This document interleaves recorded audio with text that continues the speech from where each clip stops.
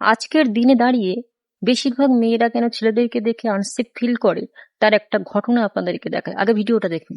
तो हमने चिकन बिरयानी खाई। वो हवाई होगी 360 370 रुपए की। फिर वो कहती घर छोड़ाओ।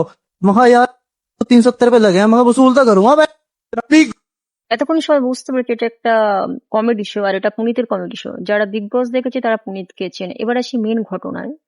ছেলেটা গেছিল তার গার্লফ্রেন্ডকে নিয়ে ডেটে, এবং গার্লফ্রেন্ডটা খেতে চেয়েছিল বিরিয়ানি 360 বা 70 টাকা। এবং যখন বিরিয়ানি খাওয়া শেষ হয়ে যায় তখন মেয়েটা বলে যে আমাকে ঘরে ছেড়ে দাও।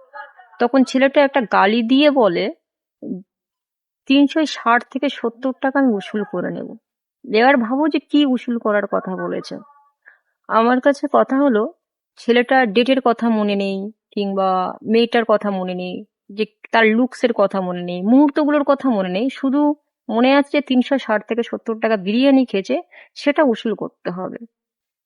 এবার ভাবো মেয়েরা কি হিসাবে একটা ছেলের সঙ্গে কোথাও যাবে যদি 360 থেকে 70 টাকা কাউন্ট করতে থাকে কারোর বডি নিয়ে, বডি পার্টস নিয়ে। তো আমার কাছে কথা হচ্ছে, ছেলেটা অনেক সময় হয়তো তার পরিবারকে নিয়েও গেছিল ডেট কোথাও খেতে, তাহলে কি সে ওইভাবেই উসুল করতে চেয়েছিল? আমার এটা একটা প্রশ্ন। এই কমেডি শোটাতে এমন কোন কমেডি বলেছে যেটার জন্য সবার হাসি পেয়েছে? আমার তো একটুও হাসি পায়নি। আর যারা হা হা হি হি করে পাশ থেকে হাসছে, মানে কোন কথাতে হাসি লেগেছে? ওই 360 বা 70 টাকায় উসুল করার কথা শুনে হাসি পেল?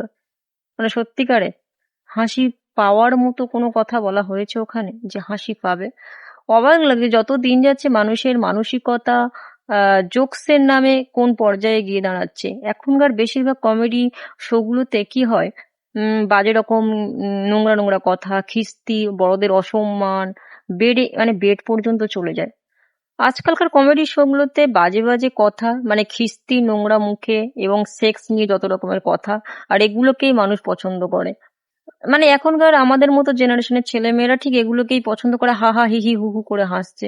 এগুলো থেকে মানুষ কি শেখে আমার সত্যিই জানি না। তানিয়া মিত্তাল একটা জিনিস ঠিক বলেছে, যে এখনকার কমেডি শো গুলোতে যে পরিমাণে নোংরা নোংরা ভাষা দেওয়া হয়, এগুলোকে পছন্দ করে না। আমিও মনে করি এইসব পছন্দ না করাই ভালো। একটা শালীনতা বোধ নেই, চিপ মেন্টালিটি নিয়ে হা হা হি হি করে সেক্স, বাবা মায়ের বেডরুম পর্যন্ত চলে যাওয়া নিয়ে কথা বলে, আর সেগুলো হা হা হি হি করে হাসা। আমি জানি না কোন মেন্টালিটির মানুষ এরা সব পছন্দ করে, আমি তো একদম পছন্দ করি না। অবশ্যই আমি লাফটার সেফ দেখেছি, কিংবা কপিল শর্মার শো, এগুলো পছন্দ করি, কিন্তু এগুলো নয়।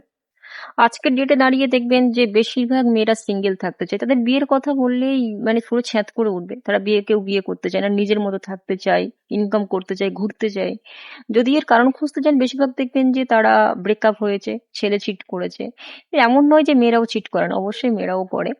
আর বেশিরভাগ দেখবেন গ্রাম বাংলার দিকে তো অতটা ডিভোর্সের এটা দেখা যায় না, কিন্তু শহর এলাকায় দেখবেন বেশিরভাগ ডিভোর্স রয়েছে, কিংবা কারণ জানতে চাইলে দেখবেন যে টর্চার করতো ছেলেরা।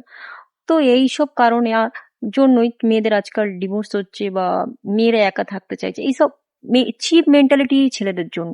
এমন নয় যে সব ছেলেরা এমন, তবে বেশিরভাগ ছেলেরাই কিন্তু এইরকমই থাকে, যারা সেক্স, মানে সারাক্ষণ সেক্স নিয়ে মেন্টালিটি ঘুরে।